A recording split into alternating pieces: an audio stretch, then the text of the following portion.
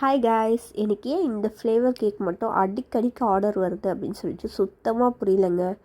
இது வந்து ஒரு மினி சாக்கோ ட்ரஃபிள் ஆர்டின் ஷேப்டு கேக்கு.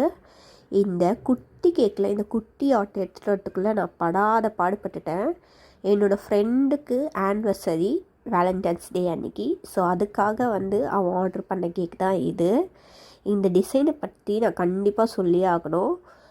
ஒரு 2 இயர்ஸ் பேக் வந்து ஒரு கஸ்டமர் வந்து அவங்களோட ஆனிவர்சரிக்காக இந்த டிசைன் வந்து நான் க்ரியேட் பண்ணி கொடுத்துருந்தேன்.